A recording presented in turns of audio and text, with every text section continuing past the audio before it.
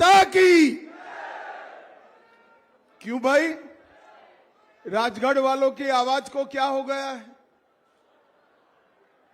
मोदी जी को तीसरी बार प्रधानमंत्री बनाना है या नहीं बनाना है?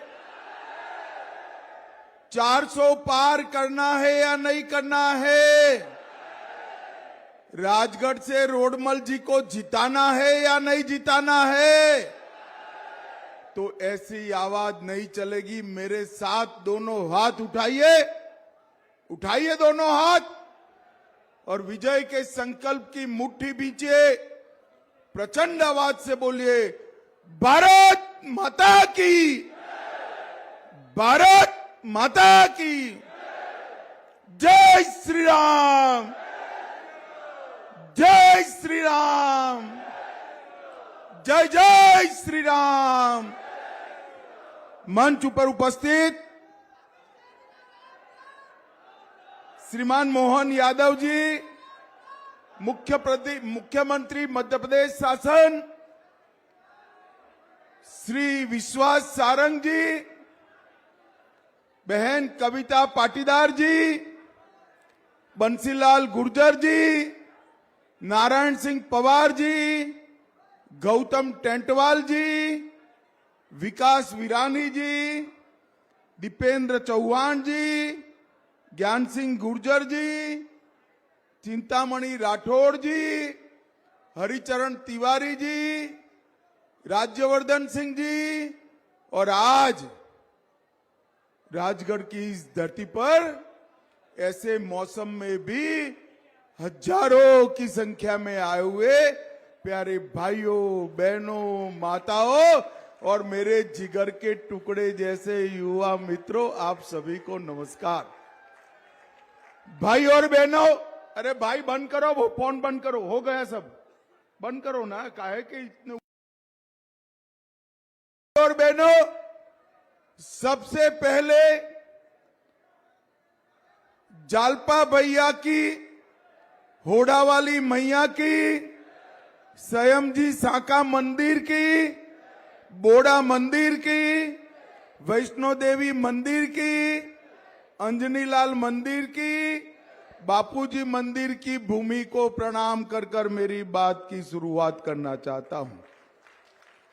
भाइयों और बहनों, मैं यहां आया हूं, एक प्रकार से ये विशिष्ट क्षेत्र है।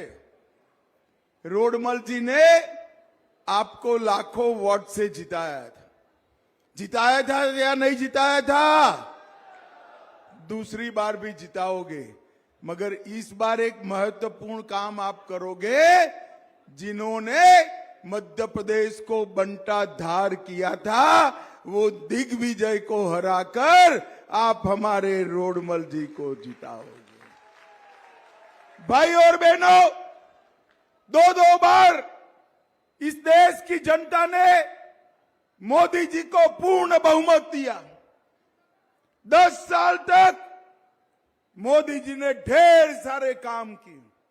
सारे काम अगर मैं गिनाने जाऊं तो 7 दिन की भागवत सप्ताह बैठ जाए, मगर कामों का अंत न आए, इतने काम किए। मगर मैं आज राजगढ़ वालों को कुछ ऐसे काम बताना चाहता हूं जो हजारों साल से देश की जनता जिसकी राह देख रही थी। भाइयों और बहनों, मुझे जरा बताओ, अयोध्या में राम मंदिर बनना चाहिए या नहीं बनना चाहिए? भैया मीडिया वाले सेट कर कर बैठ जाओ जरा।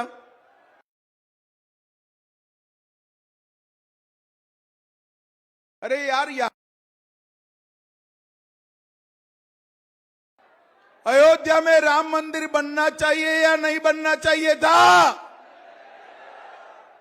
कांग्रेस पार्टी, जिनके सलाहकार ये दिग्गी राजा है, वो कांग्रेस पार्टी 70 साल से राम मंदिर के मुद्दे को अटका रही थी, भटका रही थी, लटका रही थी। आपने मोदी जी को, भैया पुलिस वाले बीच में बैठ जाओ जरा, बैठ जाओ जमीन पर।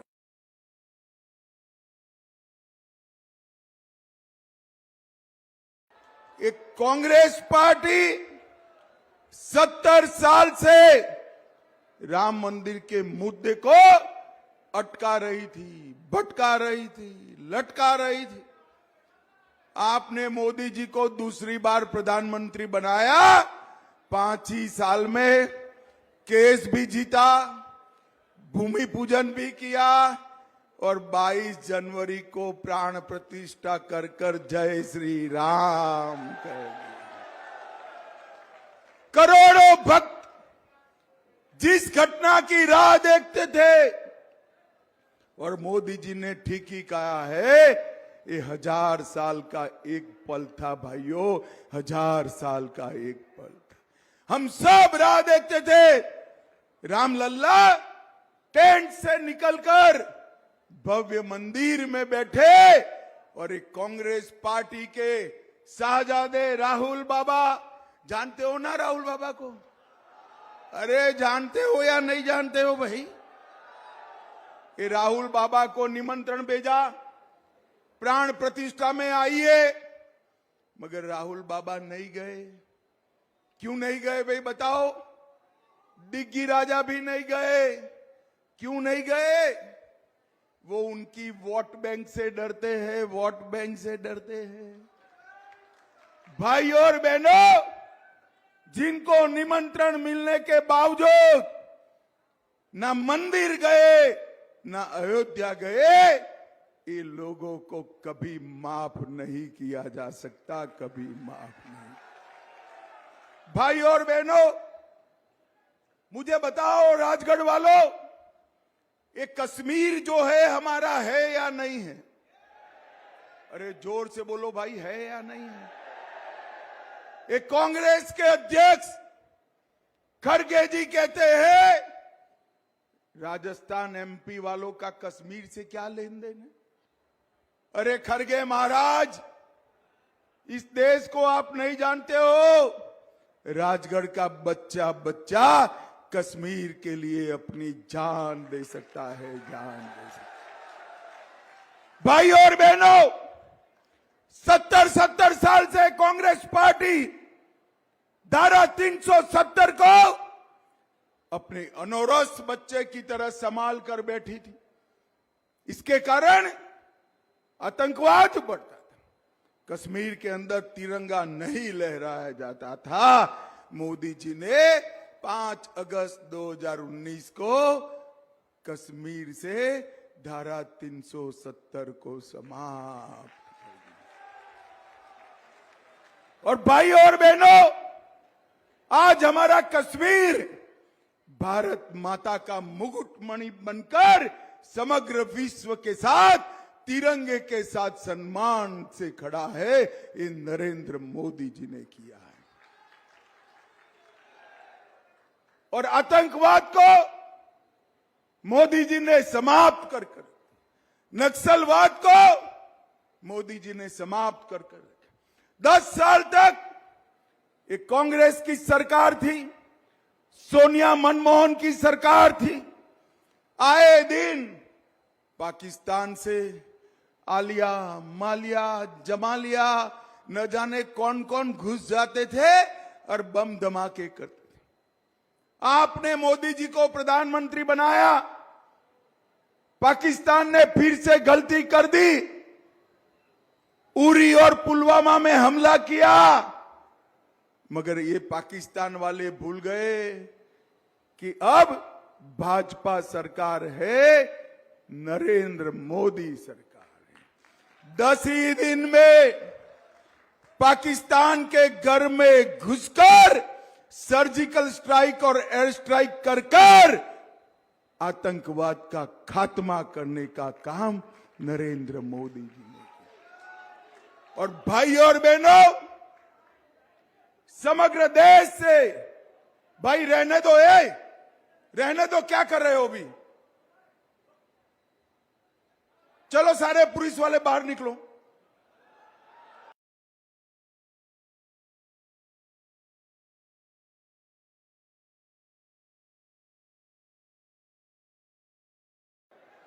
सब बैठ जाइए, बैठ जाइए जरा।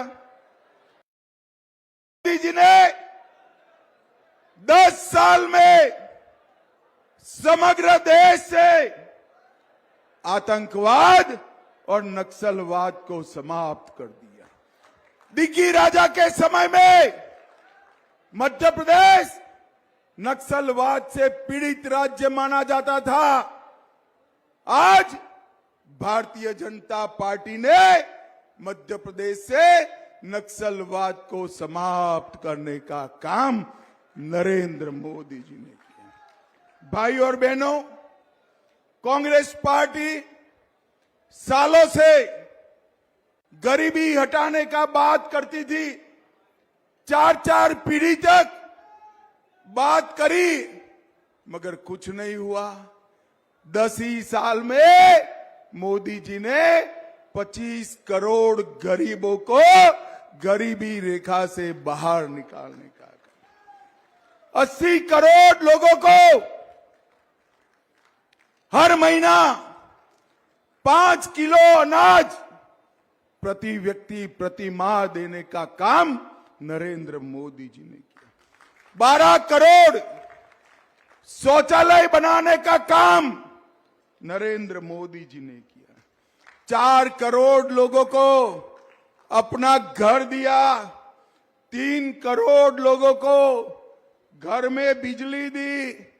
10 करोड़ माताओं को गैस का सिलेंडर दिया और 14 करोड़ लोगों को घर में नल से जल देने का काम नरेंद्र मोदी जी ने किया। और भाई और बहनों, ये दिग्गी राजा का शासन था। मैं भगवान महाकाल का दर्शन करने गुजरात से आता था, गहरी नींद लग जाती थी अहमदाबाद से दाहोद आते आते। मगर जैसे ही दाहोद क्रॉस कर कर मध्य प्रदेश में घुसते थे, नींद पूरी खुल जाती थी, क्योंकि धड़ाम से गाड़ी गड्ढे में गिरती थी। मालूम ही नहीं पड़ता था कि रोड में गड्ढा है या गड्ढे में रोड है, मालूम ही नहीं पड़ता। किसान भाइयों बहनों, मुझे बताओ, खेत में पानी पहुंचाने की कोई व्यवस्था दिग्गी राजा ने की थी क्या? जोर से बोलो, की थी। 24 घंटा बिजली आती थी, किसान को 6,000 रुपया मिलता था, गरीब को 5 किलो अनाज मिलता था, 5 लाख तक का इलाज होता था, युवाओं के लिए शिक्षा की व्यवस्था थी क्या? और पूरा चंबल का इलाका डाकुओं से भरा हुआ था या नहीं था? नक्सलवाद था या नहीं था? अरे दिग्गी राजा, क्या मैंडेट मांगने आए हो? इतने साल तक भाग गए, भोपाल चले गए, अब राजगढ़ आए हो। राजगढ़ वालों को पूछो, आपको चाहते हैं या नहीं चाहते हैं? अरे बोलो भाई, चाहते हो क्या? ये दिग्गी राजा के साथ बंटाधार शब्द जुड़ गया है। राजगढ़ वालों, यहां बंटाधार करना है क्या? करना है क्या?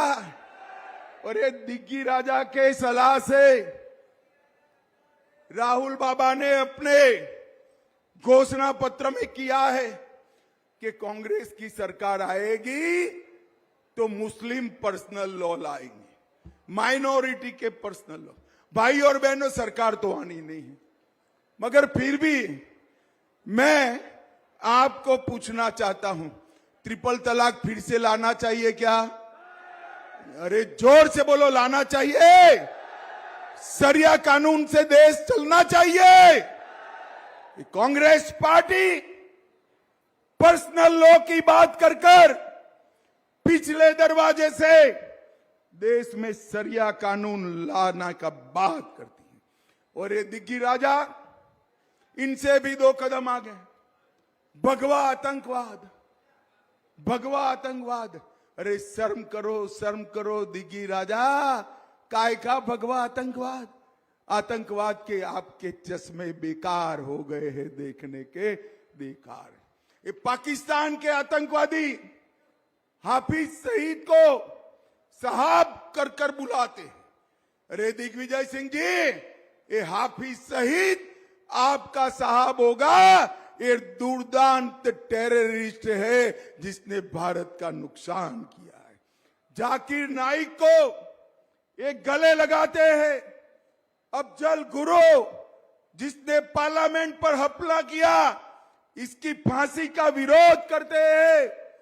पीएफआई पर बैन लगाने का विरोध करते हैं और सीए के समर्थक पर लाठी चलाने का काम।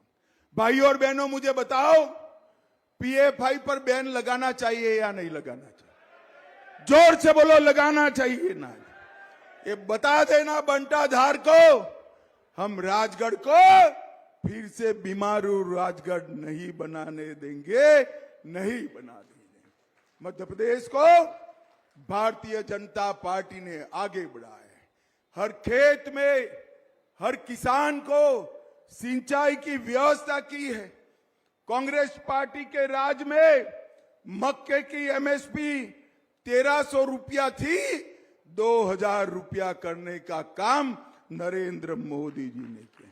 सोयाबीन 2560 था, 4600 करने का काम नरेंद्र मोदी जी ने किया। गेहूं 1400 रुपया था, बढ़ाकर 2275 करने का काम नरेंद्र मोदी जी ने किया। भाई और बहनों, बहुत बार ये आए, बहुत बार गए, अब समय आ गया है इनको परमानेंट विदाई देने का।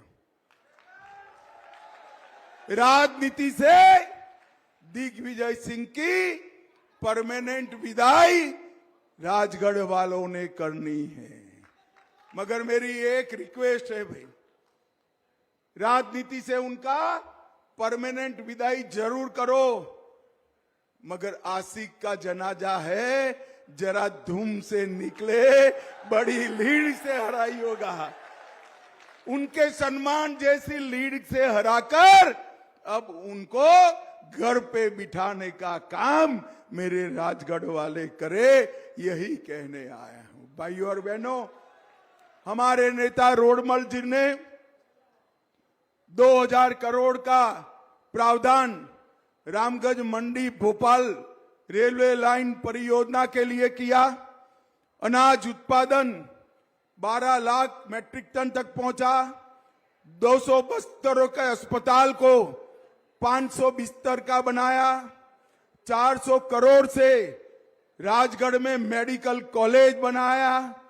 100 करोड़ से 7000 किलोमीटर की नई पाइपलाइन से 1350 गांवों में नल से जल पहुंचाया और 27 करोड़ के खर्चे से देश में 7 में से एक ऐसा व्यावसायिक महाविद्यालय खोलने का काम भी हमारे रोडमल जी ने किया।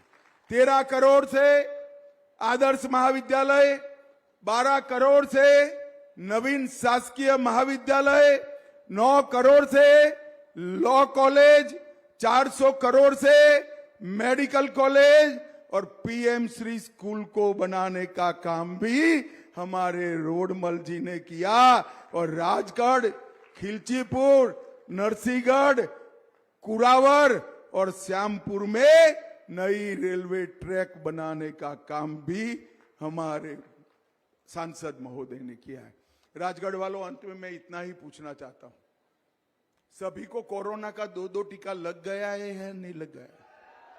अरे यार जोर से बोलो, सुनाई नहीं पड़ता। लगा है या नहीं लगा है? सब हाथ उठाओ जिसको लगा है। एक 4 आना भी देना पड़ा है, जरा जोर से बोलो, देना पड़ा है। मोदी जी ने कॉफी पिलाई या नहीं पिलाई? मुफ्त टीका लगाया या नहीं लगाया?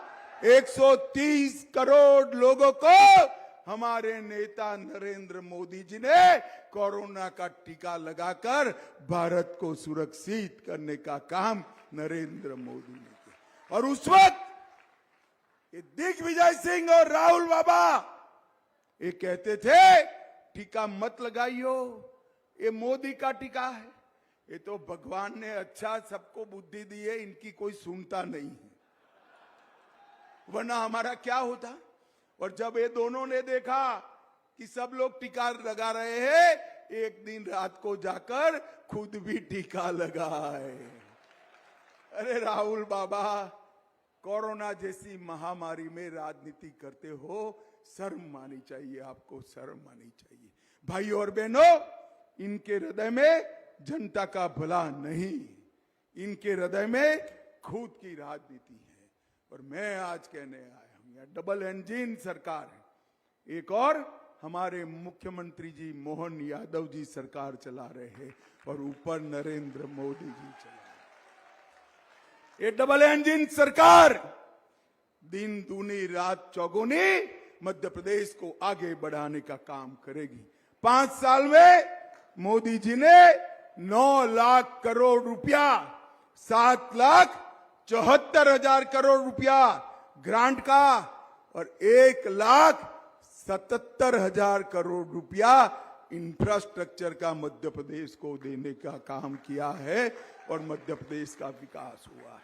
ये 20 साल से बंटाधार जिसको बीमारू राज्य बनाकर गए थे, वो मध्य प्रदेश को विकसित राज्य बनाने का काम भारतीय जनता पार्टी ने किया है। और भाइयों और बहनों, मोदी जी को तीसरी टर्म दे दो, मैं कहकर जाता हूं, तीसरी टर्म में भारत संसार का तीसरे नंबर का अर्थतंत्र बन जाएगा, अर्थतंत्र बन जाएगा। तो बताओ राजगढ़ वालों, रोडमल जी को, दिग्विजय को हराने की शान जितनी लीड से, मैंने कहा ध्यान से याद रखना भाई, आशिक का जनाजा है, बड़ा आदमी है, जरा धूमधाम से निकालना, उनकी शान जैसी लीड से हराना। समझ में आ रहा है? आ रहा है?